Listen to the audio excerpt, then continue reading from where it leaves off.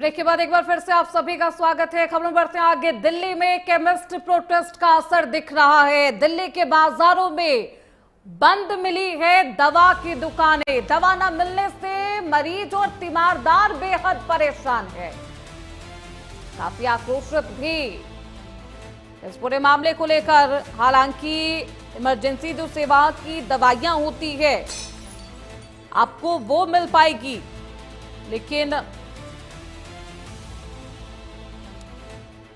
दिल्ली में भी दवा की जो दुकानें हैं वो ठप है, वो बंद है। ई फार्मेसी का विरोध किया जा रहा है, यानी कि आप घर बैठे ऑनलाइन दवाइयां मंगाते हैं, उसका विरोध किया जा रहा है। केमिस्टों का आरोप है कि ऑनलाइन दवा प्लेटफॉर्म को मिली अस्थायी छूट की वजह से पारंपरिक जो छोटे दवा कारोबारी हैं उन्हें नुकसान हो रहा है। दवा की विक्रेता जो हैं उन्हें नुकसान हो रहा है। कॉर्पोरेट और ऑनलाइन प्लेटफॉर्म्स द्वारा दवा पर भारी डिस्काउंट यानी कि भारी छूट दी जाती है, जिसकी वजह से जो छोटे दुकान हैं, जो छोटे केमिस्ट हैं, उन्हें नुकसान का सामना करना पड़ रहा। तस्वीरें भी आपको दिखाएंगे, दिल्ली की तस्वीरें दिखाएंगे जहां पर ई फार्मेसी का विरोध किया जा रहा है। दवा की जो दुकानें हैं वो बंद है, जो मरीज और तीमारदार हैं वो बेहद परेशान हो रहे हैं। हालांकि संगठन का यह भी कहना है कि ई फार्मेसी के लिए सख्त नियम बनाए जाए, क्योंकि ऑनलाइन प्लेटफॉर्म बिना सही जांच के दवाइयां बेच रहे हैं। यानी कि अब कई ई फार्मेसी हैं जिनका इस्तेमाल करके लोग घर बैठे कभी भी दवाइयां मंगा सकते हैं, चाहे आधी रात का भी समय क्यों ना हो रहा हो। आपको मरीज को अकेले नहीं छोड़कर जाना पड़ता है। हालांकि तमाम तस्वीरों को देखने के बाद भी आज मेडिकल स्टोर बंद का आह्वान किया गया है। प्रोटेस्ट की वजह से देश भर के करीब 12.5 लाख से अधिक मेडिकल स्टोर हैं जो बंद रहेंगे।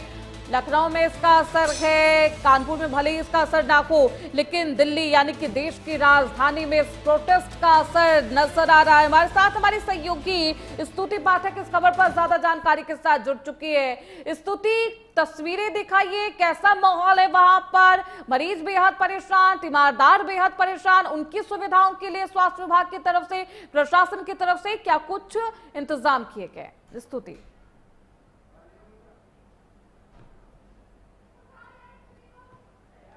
आप मेरे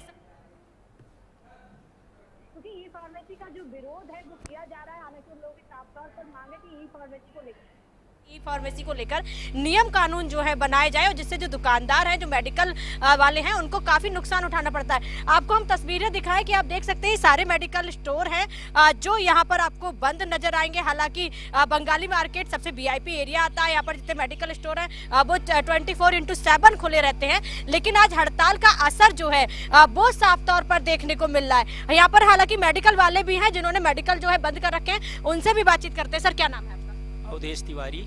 सर, आज आप लोगों ने जो मेडिकल बंद कर रखे हैं, आपकी हड़ताल है, आपकी क्या मांग है और ये हड़ताल कब तक चलने वाली है? हड़ताल का तो कुछ अभी पता नहीं है। अभी हम लोग जंतर मंतर जा रहे हैं सारे इकट्ठे होके। वहाँ पे जो ऑल इंडिया मेडिकल के एसोसिएशन के जो अध्यक्ष वगैरह हैं, वहाँ पे जो बात रणनीति बनाई जाएगी वो आगे होगी। फिलहाल हम लोग ऑनलाइन के खिलाफ हैं, ऑनलाइन जो मेडिसिन देते हैं उसके खिलाफ हैं। ई फार्मेसी को लेकर और ऑनलाइन बिक्री को लेकर क्या मांग करते हैं? क्या आपकी मेन मांग है? मांग हमारी यही है कि जैसे हम लोगों का प्रॉफिट जो है ओरिजिनल ब्रांड दवाइयों पे 20 से 22% मार्जिन आता है, लेकिन ऑनलाइन वाले 20 से 25% मार्जिन दे रहे हैं। तो कहाँ से दे रहे हैं? तो हम लोगों का धंधा तो चौपट कर रहे हैं वो। हम लोगों को यहाँ जब कोई सब ऑनलाइन ही ले लेंगे तो हम लोग दुकान खोल के क्या करेंगे? बिजनेस करके क्या करेंगे? बिजनेस ही खत्म हो रहा है धीरे धीरे। तो गवर्नमेंट से यही मांग है कि या तो ये इसकी एक लिमिट बनाई जाए प्रॉफिट की, कि इतने % मार्जिन वो रख के इतना डिस्काउंट दें और इतना दुकानदार को करें।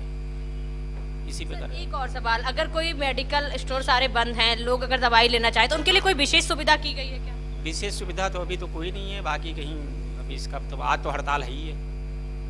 आप सेकंड हाफ की बात, कुछ लोग कह रहे हैं कि मेडिकल स्टोर खुल जाएंगे, सेकंड हाफ की बात आप लोग मेडिकल स्टोर अब देखो, जैसे हम लोग जा रहे हैं वहाँ पे, जैसे रणनीति बनाई जाएगी वैसे अगर हो सकेगा तो 2-2:30 बजे तक खुल जाएगी। अगर मांगे पूरा कर लिया गवर्नमेंट ने, कुछ आश्वासन दे दिया उन्होंने, तो कर देंगे। हम लोग भी नहीं चाहते कि पेशेंट को परेशानी हो, दवाइयाँ टाइम से मिलती रहे, नहीं तो उनके लिए तो ऑप्शन है ही है, ऑनलाइन मंगा ही लेंगे, परेशान थोड़े होगा कस्टमर। ऑनलाइन के खिलाफ ही तो हम लोग कर रहे हैं।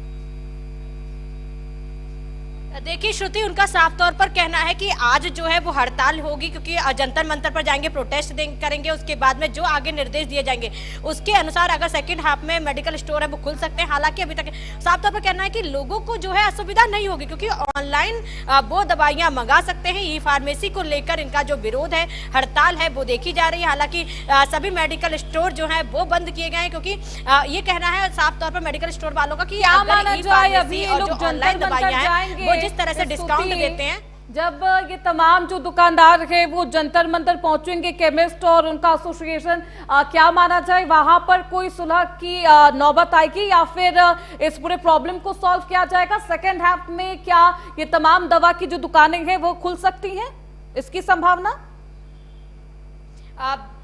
बिल्कुल श्रुति, माना जा रहा है कि जंतर मंतर जाएंगे और जो ऑल इंडिया एसोसिएशन है मेडिकल का, वो सब मिलकर जो डिसीजन लेंगे, हालांकि अपनी मांगे हैं वो रखते नजर आएंगे। और उसके बाद में ये अंदाजा लगाया जा रहा है कि सेकंड हाफ के बाद 2 बजे के बाद जो है मेडिकल स्टोर जो दिल्ली में है खुल सकते हैं, अगर उनकी मांगे जो है मान ली गई और कुछ आश्वासन जो है उनको सरकार की तरफ से मिल जाता है और ऑल इंडिया एसोसिएशन जो फैसला लेगा उसका असर जो है वो देखने को मिलेगा। और साफ तौर पर मेडिकल स्टोर वालों का ये भी कहना है कि अभी जंतर मंतर पहुंचेंगे कुछ देर में और वहां पर जो है अपनी मांगे। तो जंतर मंतर के आसपास किस तरीके की तैनाती की गई है? वहां पर सुरक्षा के क्या कुछ इंतजाम किए गए? क्या स्वास्थ्य विभाग की तरफ से कोई अधिकारियों की भी वहां पर तैनाती की गई है ताकि इन तमाम दुकानदारों से बातचीत की जा सके, केमिस्टों के तमाम जो समस्याएं हैं उसका समाधान निकाला जा सके? बिल्कुल श्रुति, बात करें तो अभी तक ऐसी कोई तैनाती जो है स्वास्थ्य विभाग से नहीं की गई है। हालांकि अगर सुरक्षा की बात करें तो वहां पर पहले से ही CISF हो या फिर RAF हो, वो पहले से ही तैनात रहते हैं जो अर्धसैनिक बल है, और वहां पर बैरिकेडिंग जो है वो 24 घंटे रहते हैं, क्योंकि जंतर मंतर पर जो है पहले से सुरक्षा तैनात रहती है। तो कहीं ना कहीं विशेष जो सुरक्षा के इंतजाम है वो नहीं किए गए।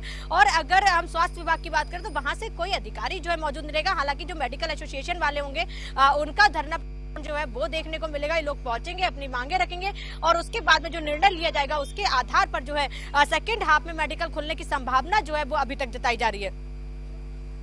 क्या दिलचस्प होगा जब ये तमाम केमिस्ट जंतर मंतर पर पहुंचते हैं, क्या इनकी मांगों को लेकर अधिकारियों का रुख होता है, स्वास्थ्य विभाग इस पूरे मामले को किस तरीके से सॉल्व करता है, देखना बेहद दिलचस्प। बहुत